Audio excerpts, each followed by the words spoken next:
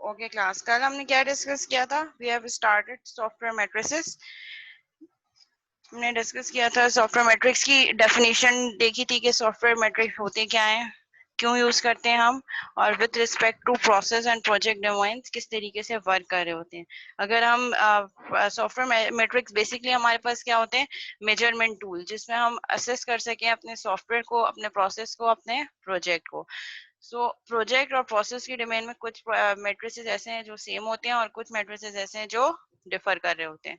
अगर हम प्रोसेस की बात करें तो प्रोसेस को हम असेस कर रहे होते हैं, मेजर कर रहे होते हैं in terms of strategic decision making policy, long term decision making policies के लिए, कि हम जो प्रोसेसेस यूज कर रहे हैं and they are collected over the different projects and for different processes and long term planning के लिए यूज हो रहे होते हैं। और इसका ज्यादा आपको जो है वो एडवांटेज क्या मिल रहा होता है कि you have to create strategy for long term basis. और जो है ये यूज ज्यादातर आपकी लॉन्ग जो है वो अपर मैनेजमेंट कर रही होती है, क्योंकि डिसीजन मेकिंग पॉलिसी और स्ट्रेटेजिक डिसीजन जो है वो आपकी अपर मैनेजमेंट दे रही होती है। वाइल एज प्रोजेक्ट बेस्ड जो आपके पास मैट्रिसेस होते हैं that are used for assess each and every project. आप जिस करंट प्रोजेक्ट पे काम कर रहे हैं या सिमिलर प्रोजेक्ट से रिलेटेड आप सारी इंफॉर्मेशन गैदर करते हैं, डिफरेंट मेजर्स करते हैं, measurement in terms of time, in term of cost, in term of effort, in terms of features, number of features कितने, in terms of bugs, in terms of errors कितने defects report हुए हैं, कितना time लगा है, resources कौन कौन सी allocate हुई हैं। सो ये सारी चीजें आप प्रोजेक्ट से रिलेटेड कलेक्ट कर रहे होते हैं for different matrices, different measurement tools के थ्रू आप ये सारा डाटा गैदर कर रहे होते हैं। और इससे फायदा क्या होता है कि जिस करंट प्रोजेक्ट में आप ये सारा डाटा गैदर करते हैं, after getting all this data, ये डाटा आपके लिए एक हिस्टोरिकल डाटा की फॉर्म में स्टोर हो रहा होता है, which will help out in same similar next project. जो अभी जिस करंट प्रोजेक्ट पे आप काम कर रहे हैं, इससे सिमिलर जो नेक्स्ट प्रोजेक्ट होगा उसके लिए प्रिडिक्शन करने में भी आपके लिए आसानी होगी, और आप एस्टिमेट कर सकते हैं, you can plan and estimate well for the upcoming project. So वहां पे हमने डिफरेंट कुछ एट्रीब्यूट्स देखे थे।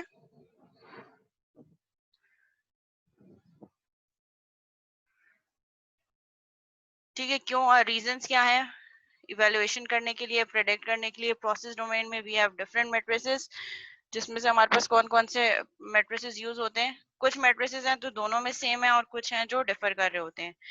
सो जब हम प्रोसेस डोमेन की बात कर रहे होते हैं, errors uncovered before release of the software, software release होने से पहले कितने एरर्स ऐसे हैं जो अब तक अनकवर्ड हैं, जिनको हमने कवर नहीं किया, जिनको हमने ओवरकम नहीं किया, रिजॉल्व नहीं किया। Defect delivered to and reported by the end user once your product is deployed on the operating environment. उसके बाद कितने डिफेक्ट्स अभी तक डिलीवर हो चुके हैं या कितने डिफेक्ट्स अभी तक यूजर ने आपके रिपोर्ट कर हो चुके हैं।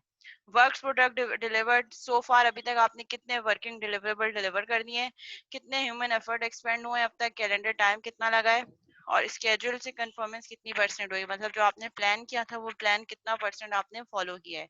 Time and effort to complete each generic activity, हर एक generic activity like planning, analysis, design, coding, हर एक्टिविटी को कंप्लीट करने में कितना टाइम और कितना एफर्ट लगा थ्रू आउट द प्रोसेस। हम प्रोसेस की डोमेन में हम बात कर रहे हैं,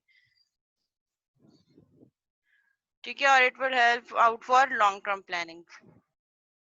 और जब हम प्रोजेक्ट में मैट्रिक्स की बात करें तो प्रोजेक्ट मैट्रिक्स हमारे पास क्या किस लिए होते हैं और क्या क्या चीजें हम इसमें मेजर कर रहे होते हैं। Assess the status of an ongoing project, जो करंट प्रोजेक्ट हमारा चल रहा है उसका क्या स्टेटस है।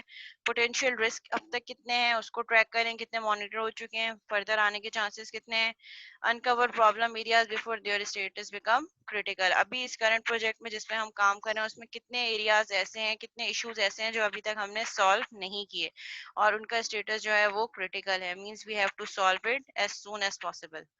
एडजस्ट वर्क फ्लो और टास्क, हम किस तरीके से अपने प्लान को मॉडिफाई कर सकते हैं, वर्क फ्लो को एडजस्ट करें और टास्क को कैसे आगे पीछे कर सकते हैं। मींस अपना जो हमने प्लान बनाया था उस प्लान को हम कैसे मॉडिफाई कर सकते हैं, कितना मॉडिफाई कर सकते हैं, ये सारे मेजर हम प्रोजेक्ट डोमेन से रिलेटेड कर रहे होते हैं। Evaluate the project team ability, project की टीम की एबिलिटी कि क्या उनकी एबिलिटी है। Quality of software work products, quality कैसे इंश्योर कर रही है आपकी टीम और किस तरीके से आपकी ऑर्गेनाइजेशन का फोकस टूवर्ड्स क्वालिटी है, ठीक है। They are helpful for making technical decision, they are used to adopt project workflow and technical activities.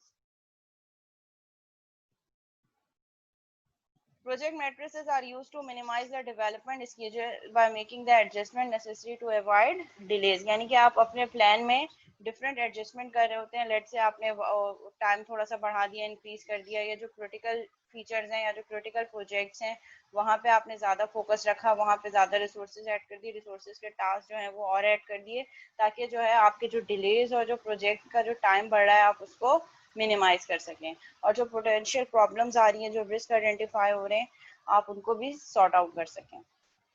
Assess product quality, और ऑन गोइंग बेसिस पे आप प्रोजेक्ट की जो है वो क्वालिटी भी साथ साथ मेजर कर रहे होंगे थ्रू डिफरेंट मेजर, लाइक आप वर्क थ्रू और इंस्पेक्शन की एक्टिविटी कंडक्ट करें कि अब तक जितना हमने काम किया that is up to the mark और not.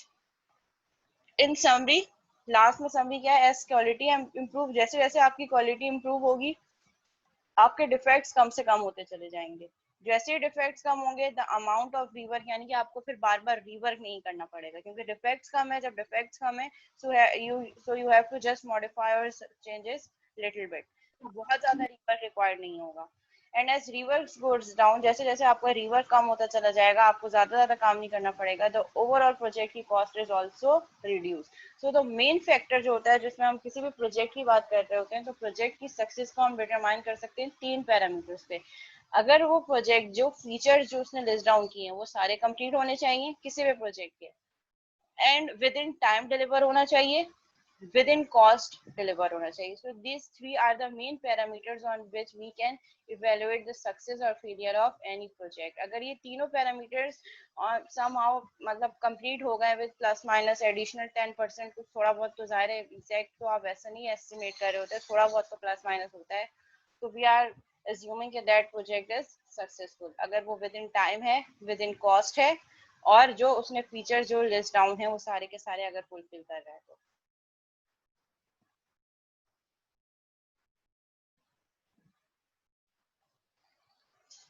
Categories of software measurement, जब हम कैटेगरीज की बात कर रहे हैं तो so we have two types of measures, direct measures and indirect measures.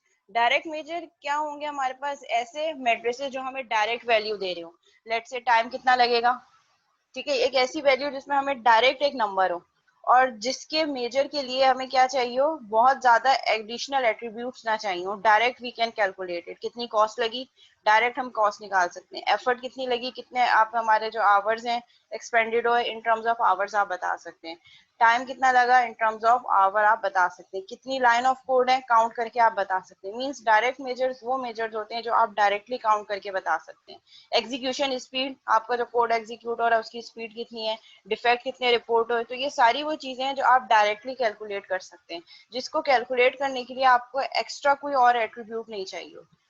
और इनडायरेक्ट मेजर्स क्या है, जो सॉफ्टवेयर प्रोडक्ट की फंक्शनैलिटी बता सके कि फंक्शनैलिटी कितनी है, एफिशिएंसी कितनी है, क्वालिटी है या नहीं है। क्वालिटी को अब आप लाइन ऑफ कोड से तो जज नहीं कर सकते, ठीक है। सो ऐसे पैरामीटर्स जिनकी वैल्यू डिपेंडेंट हो और आपके पास डिफरेंट वेरिएबल्स पे, so that is indirect measure, like functionality, quality, complexity कितनी है। कॉम्प्लेक्सिटी निकालने के लिए आगे हम पढ़ेंगे कि हम साइक्लोमेट्रिक कॉम्प्लेक्सिटी किस तरीके से निकालते हैं। तो साइक्लोमेट्रिक कॉम्प्लेक्सिटी के लिए हमारे पास डिफरेंट फैक्टर्स हैं कि नंबर ऑफ डिसीजनल स्टेटमेंट्स कितनी है, उसमें हम 1 ऐड कर देते हैं तो उसकी बेसिस पे कॉम्प्लेक्सिटी निकली। टोटल नंबर ऑफ पाथ्स की बेसिस में हम कॉम्प्लेक्सिटी निकालते हैं कि हमारे कोड में पॉसिबल पाथ्स कितने हैं। तो जब पॉसिबल पाथ्स हमने बता दी तो हम कहते हैं that is the complexity of the code. जितना पाथ ज्यादा होंगे उतना ज्यादा हमारा कोड कॉम्प्लेक्स होगा, जितने पाथ कम होंगे उतने ज्यादा कॉम्प्लेक्सिटी कम होगी। अगेन बट कॉम्प्लेक्सिटी काउंट करने के लिए we have to count different factors as well, और जब हम उसको एड अप करेंगे तो फिर एक मेजर आएगा हमारे पास। एफिशिएंसी निकालने मैम क्वेश्चन था मेरा। जी मैम ये जो आप पाथ कह रही हैं कॉम्प्लेक्सिटी के लिए, ये पाथ जो है वो बेसिकली कंडीशन है क्या, कि जितनी कंडीशंस होंगी? नहीं, जब यहाँ पे हम ये कह रहे होते हैं कंडीशन, जितनी conditional statement plus 1, path is basically this. जब हम कोई कोड लिखते हैं, जब हम उस कोड का फ्लो चार्ट बनाएं, फ्लो चार्ट कंडीशन की बेसिस पे होगा, इफ एंड एल्स की बेसिस पे, कि हम कितने पॉसिबल जो हमारे पास जंपिंग स्टेटमेंट्स हैं या जो लूपिंग स्टेटमेंट है जिसके थ्रू लूप लग रही है, तो वो भी एक चीज रिपीटेशन हो रही है, तो वो भी एक पाथ है। जब कंडीशनल स्टेटमेंट्स लग रही हैं तो वो भी एक पाथ है। तो पाथ बेसिकली इज दैट कि अगर मैं अपने कोड का फ्लो चार्ट बनाऊं तो फ्लो चार्ट में पॉसिबल कितने पाथ हो सकते हैं, लेट्स से 1 2 3 4 5, 1 2 3 6 8, 1 2 3, मतलब मेरा कोड कहाँ कहाँ गो थ्रू हो सकता है। तो पाथ मीन्स के कोड में पॉसिबल कितने जो है वो मेरे पास वर्क फ्लो हो सकते हैं। अगर मैं हर स्टेटमेंट की कोड की हर स्टेटमेंट को एक नंबर दे दूं, that is first statement number 1, second statement number 2, और वहां पे जब मैं कोड की बात कर रही हूँ तो वहां पे मेरे पास लूपिंग स्टेटमेंट्स भी होंगी, कंडीशनल स्टेटमेंट्स भी होंगी, जंप स्टेटमेंट्स भी होंगी। तो उन सबको काउंटर करके हम एक पाथ बता रहे हैं जो कि हमारे कोड की कॉम्प्लेक्सिटी डिटरमाइन करेगी। जितना ज्यादा पाथ होंगे कोड में उतनी ज्यादा कॉम्प्लेक्सिटी होगी, मीन्स उतनी ज्यादा कंडीशंस होंगी, ज्यादा से ज्यादा लूप्स होंगी। जितने कम पाथ होंगे, लेट्स से अगर कोड में एक पाथ है, एक पार्ट मीन सीक्वेंशियल स्ट्रक्चर है, ना तो कोई मेरे पास लूप है ना कोई कंडीशनल स्टेटमेंट है, one by one statements execute होंगी और कोई कंडीशन भी नहीं है। जब कंडीशन नहीं है तो कोई पाथ नहीं होगा। यूजुअली पाथ कब होते हैं? जब कंडीशन होगी, either this side of code will be executed or either this side of code will be executed. If this condition is true then print this और else print this। तो जब if और else वाला parameter आ गया, it means आपका path divide हो गया। या तो वन स्टेटमेंट के बाद वो स्टेटमेंट 2 पे जाएगा या 1 के बाद स्टेटमेंट 3 पे जाएगा। तो यहाँ पे हमारे पास कितने पाथ हो गए? 2। इसी तरह अगर बहुत ज्यादा नेस्टेड कंडीशंस हैं, नेस्टेड इफ एल्स हैं, नेस्टेड लूप्स हैं और उसके अंदर फर्दर कंडीशन है तो पाथ और ज्यादा बढ़ते चले जाएंगे। इसका मतलब हमारा कोड और ज्यादा कॉम्प्लेक्स होता चला जाएगा। तो ये वो मेजर है जो आप डायरेक्ट मेजर नहीं कर सकते, मीन्स आप डायरेक्ट देख के कोड नहीं कर सकते। इसके लिए आपको क्या करना पड़ेगा? नंबर ऑफ स्टेटमेंट्स काउंट के लिए आपको क्या चाहिए होगा? आप डायरेक्ट लाइन ऑफ कोड की बेसिस पे नहीं डिटरमाइन कर सकते। आप किस बेसिस पे डिटरमाइन करेंगे? आप डिटरमाइन करेंगे आपकी कितनी कंडीशनल स्टेटमेंट्स हैं, पहले आप वो काउंट करेंगे और उसकी बेसिस पे फिर आपकी कॉम्प्लेक्सिटी निकलेगी। जबकि डायरेक्ट मेजर जो है जिसको कैलकुलेट करने के लिए आपको किसी और फैक्टर्स पे डिपेंड नहीं करना पड़ेगा। कॉस्ट कितनी है? डायरेक्टली कॉस्ट अब तक जितनी लगी है वो डायरेक्ट आप बता सकते हैं। टाइम कितना लगा इन टर्म्स ऑफ आवर्स बता सकते हैं। लाइन ऑफ कोड कितनी है बता सकते हैं। ठीक है। सो डायरेक्ट मेजर और इनडायरेक्ट। रिलायबल कितना है? तो रिलायबल के लिए आपको फिर मीन टाइम बिटवीन फेलियर का एक मैट्रिक्स यूज करना पड़ेगा। मीन टाइम बिटवीन फेलियर का एक यूज करना पड़ेगा। Mean time to failure. Means indirect measures वो मेजर होते हैं जिनको काउंट करने के लिए आपको पहले कुछ और एट्रीब्यूट्स काउंट करने पड़ते हैं और फिर वो चीज काउंट होती है। और डायरेक्ट मेजर के लिए आप डायरेक्ट उसको काउंट करके निकाल सकते हैं। So that is the difference between direct measure and indirect measures. ये क्लियर है सबको?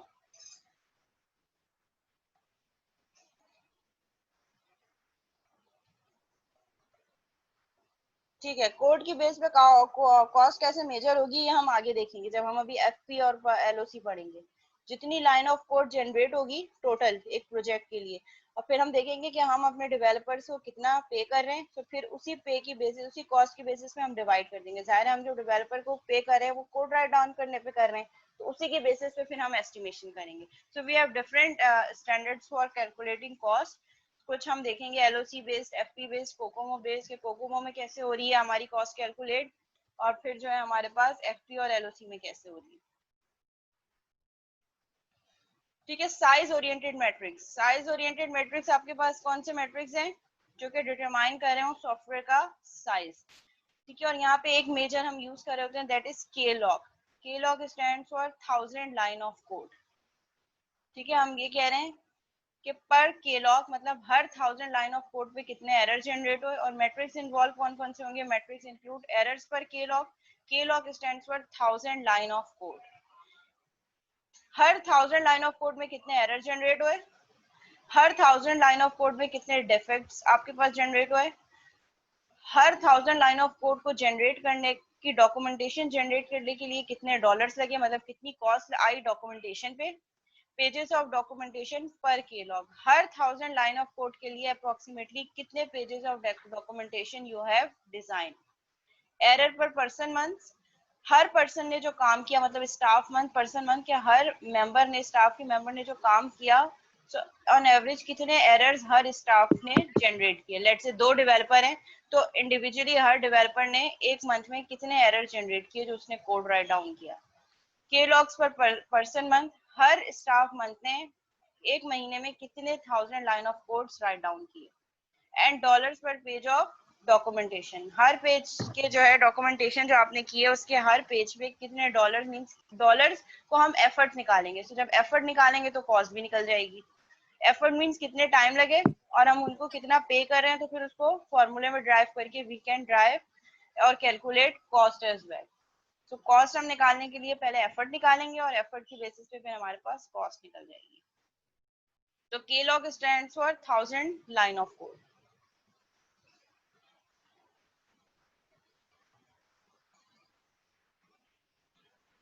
अच्छा, साइज ओरिएंटेड मैट्रिक्स की कुछ लिमिटेशंस भी हैं। वो लिमिटेशंस क्या हैं कि size oriented matrix are not universally accepted as the best way to measure the software process. Software के प्रोसेस को मेजर करने के लिए size oriented matrix are not good और accepted over the world, because the reason is that opponents argue that K-log measurements, क्योंकि हम यहाँ पे सारा काम किस लिए, साइज ओरिएंटेड मैट्रिक्स पे हम सारा काम किस पे कर रहे होते हैं, लाइन ऑफ कोड पे, कितनी लाइन ऑफ कोड जनरेट हुई। अब क्वेश्चन हियर इज दैट कि are they dependent on the programming language. अब एक काम अगर मैं सी लैंग्वेज में कर रही हूँ, सो वही सेम काम सी लैंग्वेज पे करने के लिए मुझे लेट से 15 स्टेटमेंट राइट डाउन करके मैंने जो है वो उसके लिए 15 स्टेटमेंट्स राइट डाउन की। वही सेम टास्क जब मैं जावा में करूंगी तो उसके लिए हो सकता है मुझे 8 to 9 लाइन ऑफ कोड लिखनी पड़ी, और वही काम जब मैं मैटलैब में करूंगी तो हो सकता है वो काम मैं 3 to 4 लाइन ऑफ कोड में कर लूं।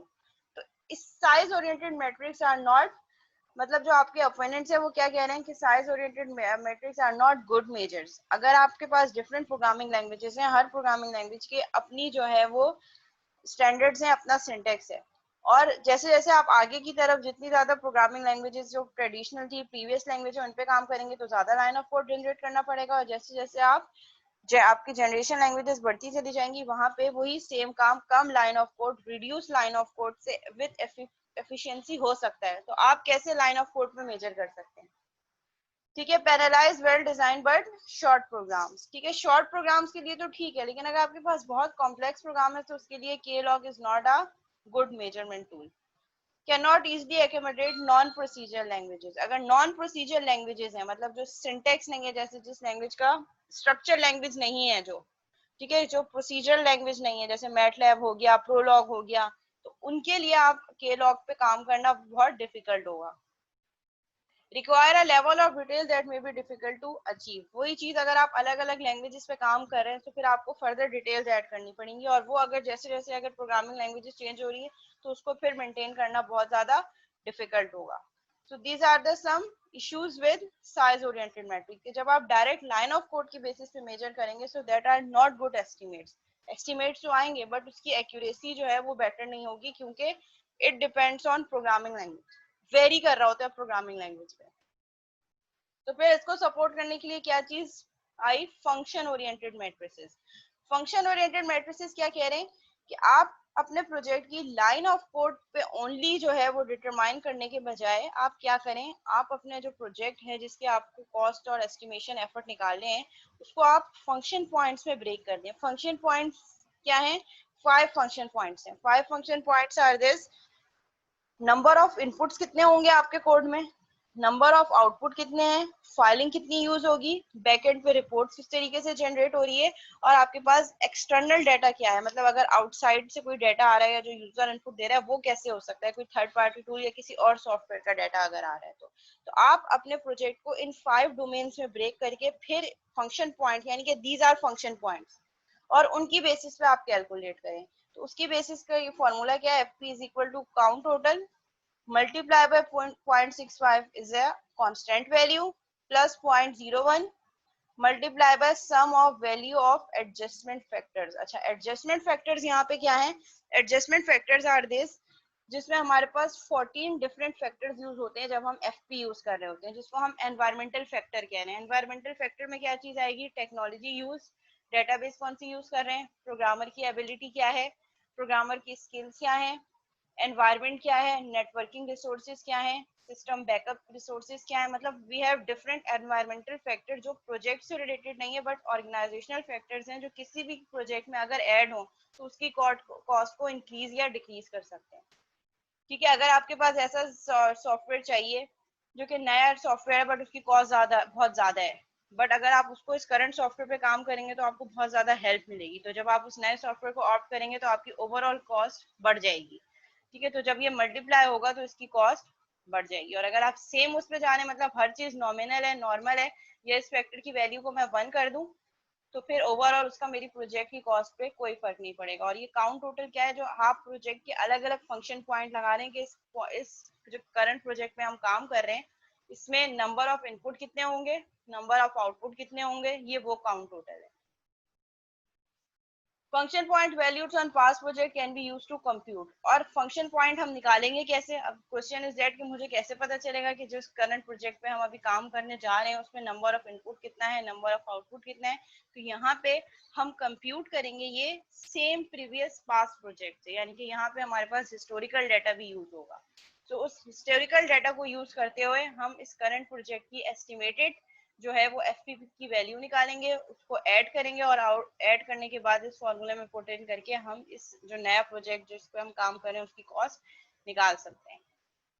अब आगे बढ़ने से पहले मैं चाह रही हूँ कि ये टॉपिक कंप्लीट हो जाए। ये वाला जो फैक्टर मैं आपको बता रही थी, एलओसी पर फंक्शन पॉइंट, ठीक है। अगर आपने लैंग्वेज है हमारी एडीए, तो एवरेज आपको कितने एलओसी लगेंगे फंक्शन पॉइंट पे?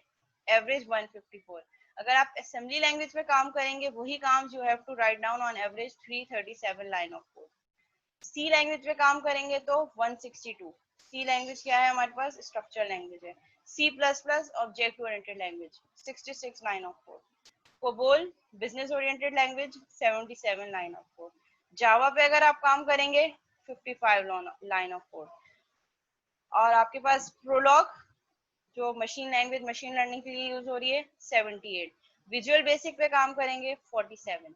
सो अगर ये आप इंडिविजुअल हर लाइन ऑफ कोड निकालेंगे with respect to language, it is not a good estimate. But अगर आप पर फंक्शन पॉइंट यानी कि हर एफपी के लिए एस्टिमेटेड निकालेंगे, so it would be good. It means you will use LOC plus function point for estimation. आप individually सिर्फ एलओसी पे फोकस नहीं करें, you are focusing on LOC plus function point as well. अब FP पे भी कुछ कंट्रोवर्सी है। यहाँ पे क्या कंट्रोवर्सी है? FP requires some sleight of hand because the computation is based on subjective data. It means you should have historical data. आपके पास प्रीवियस पास डाटा होना चाहिए, तभी आप जो है वो करंट प्रोजेक्ट पे काम कर सकते हैं, क्योंकि नए प्रोजेक्ट की स्टार्ट में आपके पास कोई वैल्यू नहीं होगी। तो सेम प्रोजेक्ट का you should have historical data. Counts of the information domain can be difficult to collect after the fact. अच्छा, अब यहाँ पे एक चीज और वो करेगी कि आप टोटली जो है वो हिस्टोरिकल डाटा पे मैप नहीं कर सकते। क्यों नहीं कर सकते? वो इसलिए नहीं कर सकते क्योंकि हो सकता है उस वक्त जो एनवायरनमेंट था और अब जो एनवायरनमेंट है वो चेंज हो, उस टाइम पे जो डेवलपर्स थे वो अब ना हो। तो ये चीज भी प्रॉब्लम कर रही होती है। FP has no direct physical meaning, it's just a number। मतलब फिजिकली कुछ नहीं है, हम नंबर्स की बेसिस पे काम कर रहे हैं और वो नंबर कहाँ से आ रहे हैं? हिस्टोरिकल डाटा से। और अगेन हिस्टोरिकल डाटा हम कहते रहे हैं कि ये सिमिलर, ये वाला प्रोजेक्ट पास प्रोजेक्ट के सिमिलर है, बट अगेन बहुत सारे एनवायरमेंटल फैक्टर थे जो उस वक्त से लेकर अब तक हो सकता है चेंज हो गए हों। सो हमें इन चीजों को भी माइंड में रखना है। Reconciling LOC and FP matrices. Relationship between LOC and FP depends upon the programming language, कौन सी programming language आप use कर रहे हैं, and the quality of design. FP and LOC have been found to be relatively accurate predictors of software development effort and cost. However, a historical baseline of information must first be established. अगर हम इन दोनों को साथ use करें, individually अगर use करेंगे तो हमने इनके दोनों के प्रोज एंड कॉन्स देखे, लेकिन अगर हम इन दोनों को साथ यूज करेंगे तो प्रोजेक्ट की डेवलपमेंट एफर्ट और कॉस्ट निकालने के लिए दे आर हेल्पफुल मैट्रिसेस। लेकिन इसके लिए जरूरी है इन दोनों मैट्रिसेस के लिए कि you should have historical data. LOC and FP can be used to estimate object-oriented project as well। इसमें आप object-oriented software project भी जो है वो मेजर कर सकते हैं, लेकिन they do not provide enough granularity for the schedule and effort adjustment। ठीक है, जो आइट्रेशंस में आप काम कर रहे हैं उसके लिए फिर वहां पे जाके LOC और FP में जाके कुछ प्रॉब्लम्स आ सकती हैं कि अगर आप स्प्रिंट्स और आइट्रेशंस पे काम करें तो फिर उसकी बेसिस पे LOC और FP कैसे वर्क करेगा।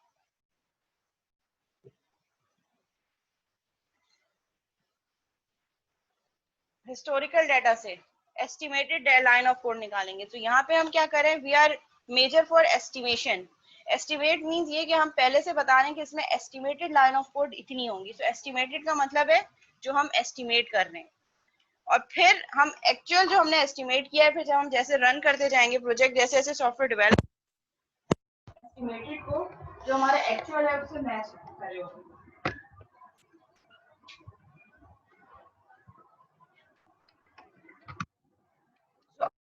हम देखते हैं software estimation, costing and estimation. तो कॉस्टिंग एंड एस्टिमेशन हम पहले से ही निकाल रहे होते हैं ताकि हमारे माइंड में हो स्टार्ट में कि हमारे पास बजटिंग में कितना हमें जो है वो बजट एलोकेट करना पड़ेगा इस प्रोजेक्ट के लिए। तो हम प्रोजेक्ट स्टार्ट होने के फौरन बाद जब उसके फीचर्स डाउन कर रहे होते हैं तो हम ये कह रहे होते हैं कि कॉस्टिंग एंड एस्टिमेशन हम स्टार्ट से ही करें, so that we should have an estimate जिसके थ्रू हम स्टार्ट कर सकें, ताकि हमें आइडिया तो हो कि कितने एस्टिमेट्स, उस एस्टिमेशन की बेसिस पे कितनी कॉस्टिंग हमारे पास आ सकती है। तो अब एक काम मैं ये करती हूँ कि इसको यहीं पे मैं स्टॉप करती हूँ और फिर एलओसी एंड एफटी जो हमने पढ़ लिया है उसकी डेफिनेशन स्टार्ट कर देते हैं कि एलओसी एंड एफटी कैसे वर्क करता है।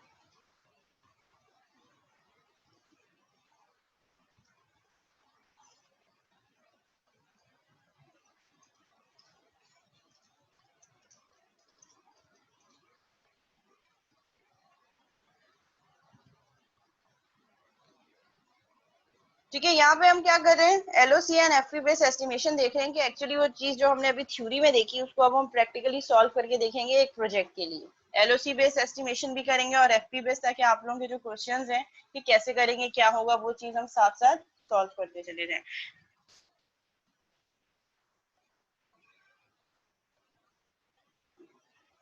डेफिनेटली हम इसको एग्जांपल के थ्रू ही देखेंगे। एक प्रोजेक्ट मैप करेंगे, उस प्रोजेक्ट के फीचर्स पहले निकालेंगे और फीचर निकालने के बाद फिर हम उसकी एलओसी निकालेंगे और उस एलओसी की बेस पे प्रोजेक्ट की पूरी कैलकुलेशन करेंगे जो कि एस्टिमेशन होगी। और फिर उस एस्टिमेशन के बाद जैसे जैसे प्रोजेक्ट पे वर्किंग स्टार्ट हो जाएगी हम एक्चुअल जो कॉस्ट आ रही है उसको फिर हम मैच कर रहे होंगे एस्टिमेशन से। गुड ये है कि बहुत ज्यादा एक्यूरेसी होनी चाहिए, जितना आपने एक्चुअल एस्टिमेट किया है, अगर आपने स्टार्ट में जो एस्टिमेट किया अगर आपके एक्चुअल काउंट भी वैसे आ रहे हैं it means you are good predictor, आपने जो प्रेडिक्शन किया दैट आर वेरी गुड।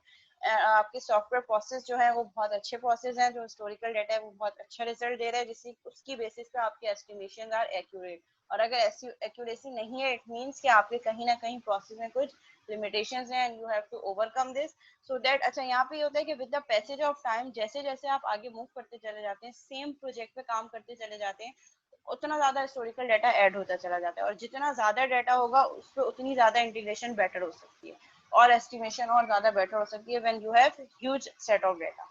जब लिमिटेड डाटा होगा, कम डाटा होगा, तो उसमें जो पॉसिबल जो आपके पास आउटकम्स आ रहे हैं वो लिमिटेड होंगे। ठीक है, तो यहाँ पे हम यूज करेंगे decomposition technique. Decomposition technique means divide and conquer too. अपने सॉफ्टवेयर को मॉड्यूल्स में ब्रेक करेंगे और मॉड्यूल्स में ब्रेक करने के बाद फिर हम इंडिविजुअल मॉड्यूल पे फोकस करेंगे। ठीक है, we have two views of decomposition here is that first one is decomposition of the problem, यानी कि आपने अपने प्रॉब्लम को ही डिकम्पोज कर दिया कि आप अपनी प्रॉब्लम को इंडिविजुअल मॉड्यूल्स में ब्रेक करके सॉल्व करेंगे। और डिकम्पोजिशन ऑफ द प्रोसेस, आपने अपने प्रोसेस को ब्रेक कर दिया कि जो हम इस सॉफ्टवेयर को डेवलप करने के लिए जो प्रोसेस यूज कर रहे हैं उसको हम चंक्स में ब्रेक करके काम को परफॉर्म करेंगे। Software sizing, direct approach, indirect approach. Size is measure, जो हम एलओसी पे मेजरमेंट करेंगे that is direct approach, direct measure है एलओसी। जबकि इनडायरेक्ट मेजर मेरे पास कौन सा है, फंक्शन पॉइंट, क्योंकि फंक्शन पॉइंट के लिए पहले मुझे काउंट टोटल निकालना पड़ेगा, फिर वो जो कांस्टेंट वैल्यूज हैं वो ऐड करना पड़ेगा, एडजस्टमेंट फैक्टर निकालना पड़ेगा, उन सबको ऐड अप करके सम अप करके जो मेरे पास एक वैल्यू आएगी that would be the value of FP, that's why it is indirect approach. First हम देखेंगे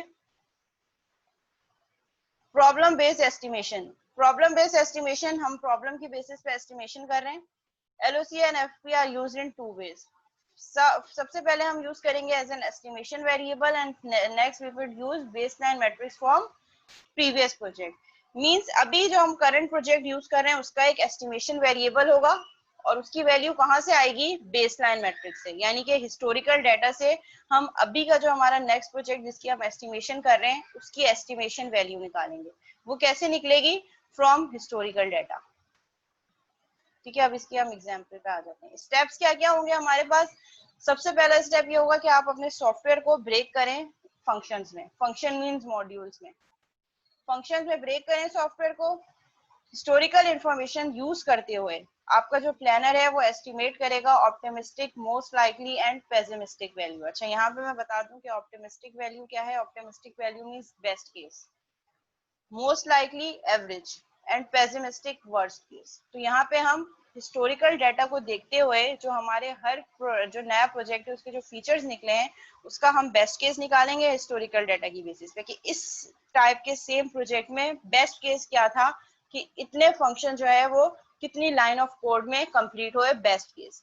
फिर निकालेंगे ऑन एवरेज, हम एनवायरनमेंट भी इतना अच्छा नहीं था, डेवलपर्स भी हमारे पास एवरेज डेवलपर्स थे, उसकी बेसिस पे ऑन एवरेज ये वाला फंक्शन इतनी लाइन ऑफ कोड में कंप्लीट हुआ। और वर्स्ट केस इज दैट जब हमारे पास नंबर ऑफ डेवलपर्स कम थे, उनका स्किल सेट अच्छा नहीं था, एनवायरनमेंट भी अच्छा नहीं था, हमारे पास नेटवर्क की फैसिलिटीज भी बहुत अच्छी नहीं थी, इंटरनेट फैसिलिटी भी नहीं थी, जो कोडिंग टेक्नोलॉजी हम यूज कर रहे थे उस पर भी हमारी कमांड नहीं थी, मीन सारी चीजें बहुत बुरी थी। तब वर्स्ट केस में इस टाइप के फंक्शन को कंप्लीट होने के लिए कितनी लाइन ऑफ कोड लगी। तो हम हिस्टोरिकल डाटा की बेसिस पे best, average and worst value निकाल रहे होते हैं, एस्टिमेटेड वैल्यू। एस्टिमेटेड वैल्यू को कैसे निकालेंगे? EV is equal to sum of optimistic value plus 4 time of sum of most likely value plus sum जो आपके पास आ रही है वर्स्ट केस वैल्यू, इसको डिवाइड करके हम 6 से। 4 टाइम्स ऑफ मोस्ट लाइकली हमने क्यों लिया? क्योंकि हमारे पास चांसेस हैं कि जो मोस्ट लाइकली है एवरेज है, हम एवरेज पे ज्यादा फोकस करेंगे, इसलिए हमने एवरेज वैल्यू को 4 से मल्टीप्लाई कर दिया। और एवरेज कैसे निकाली? क्योंकि हमारे पास फिर 6 फैक्टर हो जाएंगे, 4 इसकी वैल्यू, 1 ये एंड 1 ये, तो ये 6 हो गया। तो एवरेज निकालने के लिए हम इन सब का सम लेने के बाद डिवाइड बाय 6 कर देंगे, that would be expected value of one function. Then again फिर हम बेसलाइन मैट्रिक्स को यूज करते हुए कॉस्ट निकालेंगे हर फंक्शन की। जब हमने एस्टिमेटेड वैल्यू निकाल ली, estimated value means estimated line of code of every function, हर फंक्शन का एस्टिमेटेड लाइन ऑफ कोड निकाल ली हमने हिस्टोरिकल डाटा से। अब उसी वैल्यूज को यूज करते हुए हम हर फंक्शन की कॉस्ट निकालेंगे यूजिंग हिस्टोरिकल डाटा। इतने फंक्शंस हैं तो इसको लिखने के लिए जो हमें इतनी लाइन ऑफ कोड पता चल गई, अब हमें कितनी रिसोर्सेज चाहिए होंगी, ये डाटा भी हमें कहाँ से मिलेगा? हिस्टोरिकल डाटा से। Function estimates are combined to form project estimate. जो हमने अलग अलग फंक्शंस के जो एस्टिमेट निकाले हैं हम उसको एड अप कर देंगे तो हमारे पास टोटल प्रोजेक्ट की कॉस्ट आ जाएगी। अब ये हम कैसे करेंगे ये देख लेते हैं। सबसे पहले सॉफ्टवेयर को डिकम्पोज करें फंक्शंस में, हर फंक्शन के लिए एस्टिमेट करें best, average and worst case, और ये वैल्यू कहाँ से आएगी? हिस्टोरिकल डाटा से। जब हिस्टोरिकल डाटा से हर फंक्शन की बेस्ट, एवरेज और वर्स्ट केस वैल्यू आ गई, आप कैलकुलेट करेंगे expected value. History data means same project, इस टाइप के जो सेम प्रोजेक्ट आपने किए हैं उसका डाटा। कि अगर मेरे पास लेट से एक लर्निंग मैनेजमेंट सिस्टम मैंने बनाया था आज से 1 साल पहले, तो उसका डाटा कि उसके कितने फीचर से हर फीचर को डेवलप करने में कितना टाइम लगा था, कितनी रिसोर्सेज लगी थी, कितने कॉस्ट लगी थी, ये सब चीजें आप सेव कर लेंगे अपने पास एक डेटाबेस में। फिर नेक्स्ट टाइम आपने एक प्रोजेक्ट बनाया, एक और लर्निंग मैनेजमेंट सिस्टम बनाया इकरा यूनिवर्सिटी के लिए, फिर उसके लिए क्या क्या फंक्शन थे, क्या क्या फीचर थे, वो फिर हिस्टोरिकल डाटा में जाके ऐड हो जाएगा। तो ये पूरा एक लॉग बनता चला जाएगा। जितने ज्यादा से ज्यादा प्रोजेक्ट्स डाटा ऐड होते चले जाएंगे सिमिलर प्रोजेक्ट, उतनी ज्यादा आपके पास हिस्टोरिकल डाटा ह्यूज होता चला जाएगा। और जितना ज्यादा हिस्टोरिकल डाटा होगा उतनी ज्यादा उस पर आप इंटीग्रेशन, उतनी ज्यादा स्टैटिस्टिकल इंटरप्रिटेशन अप्लाई कर सकते हैं और उतने ज्यादा एक्यूरेट रिजल्ट निकल रहे होंगे आपके पास। तो फिर पास्ट प्रीवियस डाटा आपने निकाल के आपने क्या किया, इस करंट प्रोजेक्ट की एक्सपेक्टेड वैल्यू निकाल दी हर फंक्शन की। और जब हर फंक्शन की एस्टिमेटेड वैल्यू आ गई आपके पास, फिर हिस्टोरिकल डाटा को ही यूज करते हुए आप हर फंक्शन की कॉस्ट निकालेंगे, एस्टिमेटेड होगी जो, ठीक है, एक्यूरेट अभी नहीं, हम सिर्फ एस्टिमेट कर रहे हैं अभी। और फिर जो आपने इंडिविजुअल फंक्शन की एस्टिमेटेड कॉस्ट निकाली है आप उसको एड अप कर देंगे। ठीक है, एग्जाम्पल क्या है, हमारे पास एक CAD सॉफ्टवेयर है, कंप्यूटर एडेड डिजाइन का एक सॉफ्टवेयर है, ठीक है, जिसके हमारे पास ये फीचर्स डिफाइन किए उन्होंने। फीचर्स क्या हैं? जो CAD का आप सॉफ्टवेयर बना रहे हैं, कंप्यूटर एडेड डिजाइन का एक सॉफ्टवेयर बना रहे हैं, will accept 2D and 3D geometric data from an engineer. Accept क्या करेगा? 2D and 3D data. The engineer interact with software through a user defined interface, यानी कि उसका एक इंटरफेस भी होगा जिसके थ्रू इंजीनियर उसको 2D and 3D data input देगा। All geometric and supporting data are stored in database. जो भी डाटा इनपुट जाएगा वो डेटाबेस में स्टोर होगा। Design modules produce the required output, और उस इनपुट के बेसिस पे जो आउटपुट रिक्वायर्ड है आपका बैकएंड पे डिजाइन क्या करेगा? जनरेट करेगा required output. And peripheral control module produces the output on various output device. और जो आपके पास हार्डवेयर कंट्रोल डिवाइसेस हैं, मॉड्यूल जो पीछे है वो क्या कर रहा होगा, वो डिफरेंट डिवाइसेस के थ्रू आउटपुट जनरेट कर रहा होगा। लेट्स से अगर मॉनिटर पे प्रिंट करना है तो उसके अकॉर्डिंगली रिजल्ट जनरेट होगा, अगर प्रिंटर पे जनरेट करना है तो उसके अकॉर्डिंगली, अगर आपने डिफरेंट मशीन पे जनरेट करना है, मोबाइल पे जनरेट करना है तो उसके अकॉर्डिंगली ये वाला मॉड्यूल क्या कर रहा होगा, जो भी पेरिफेरल डिवाइस आप चूज करें उसके अकॉर्डिंगली आपका रिजल्ट जो है वो जनरेट कर रहा है। These are the features of this software. अब हमने इस सॉफ्टवेयर की कॉस्टिंग निकालनी है, एफर्ट निकालना है, ठीक है। ये हम कैसे निकालेंगे, मेजर फंक्शंस तो हमने क्या कर दिया, इस सॉफ्टवेयर को सबसे पहले फंक्शंस में ब्रेक कर दिया। First function is 2D geometrical analysis, 3D geometrical analysis, user interface and control facilities, यानी कि यूजर इंटरफेस भी होगा। फिर उसके बाद डेटाबेस मैनेजमेंट, डिजाइन एनालिसिस, यानी कि डिजाइन बैकएंड पे जो इनपुट ले रहा है उस इनपुट के लिए आउटपुट जो जनरेट होगा, डिजाइन एनालिसिस का मॉड्यूल। ग्राफिक डिस्प्ले फैसिलिटीज के किस तरीके से जनरेट करना है, एंड पेरिफेरल कंट्रोल, कौन कौन सी डिवाइसेस को कैसे कंट्रोल करना है। हमने अभी कुछ भी नहीं किया, सिर्फ ये जो एक सॉफ्टवेयर है कैड सॉफ्टवेयर, इसको हमने मॉड्यूल्स में ब्रेक कर दिया कि ये इसके मॉड्यूल्स होंगे। ये हमारे पास क्या है, डिफरेंट मॉड्यूल्स हैं which we have to generate for the CAD software. यहाँ तक कोई किसी को कोई क्वेश्चन तो नहीं है? अगर यहाँ तक क्लियर है तो फिर हम कॉस्टिंग स्टार्ट करेंगे।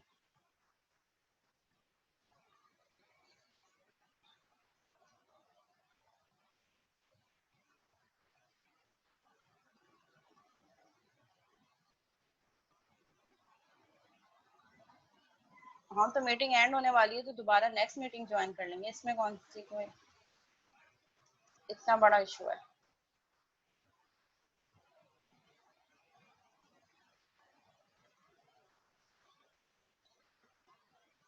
मीनवाइल 2 मिनट्स है हमारे पास, अगर किसी को यहाँ तक कोई क्यूरी है तो आप पूछ लें, ताकि फिर जब नेक्स्ट मीटिंग पे फिर हम यहीं से स्टार्ट करें, ताकि इंटरप्शन ना आए। अभी तक कोई चीज ऐसी जो समझ नहीं आई, क्योंकि ये जब हम प्रैक्टिकली इसको सॉल्व करेंगे तो ये ज्यादा चीजें हम क्लियर होंगी माइंड में, इसीलिए मैंने डायरेक्ट वो लेक्चर वहां से स्टॉप करके मैंने इसकी प्रैक्टिकल एग्जाम्पल पे ले आई।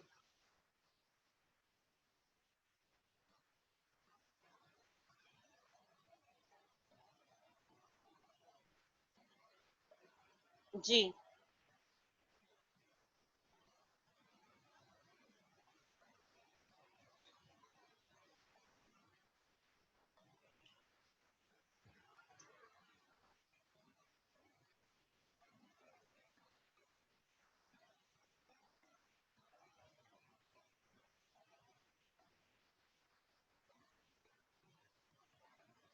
अभी पढ़ेंगे आगे, कॉस्ट भी हम हिस्टोरिकल डाटा से ही निकालेंगे। So historical data is the major and most important factor of for costing and estimation. जब आपके पास previous data होगा तभी तो आप नए प्रोजेक्ट की कॉस्ट निकाल सकते हैं, बट लिमिटेशन ये है कि प्रोजेक्ट की जो नेचर है दैट शुड बी सेम। अगर सेम नेचर के प्रोजेक्ट का हिस्टोरिकल डाटा यूज होगा तभी वो एफिशिएंट होगा, वरना फिर एफिशिएंसी नहीं होगी। सेम सिमिलर पास प्रोजेक्ट का डाटा हम यूज करेंगे, और वो एक प्रोजेक्ट का डाटा भी होगा, और अगर बहुत ज्यादा प्रोजेक्ट्स हैं तो उसका डाटा ज्यादा इफेक्टिव होगा, क्योंकि उस पर ज्यादा अच्छी इंटरप्रिटेशन होती है। जब डाटा ज्यादा होगा, ज्यादा प्रोजेक्ट पे आपने काम किया तो आपके पास ज्यादा जो है वो एक्सपीरियंस होगा, और जो एक्यूरेसी आएगी जब ज्यादा डाटा होगा तो उसकी बेसिस पे आप ज्यादा मीनिंगफुल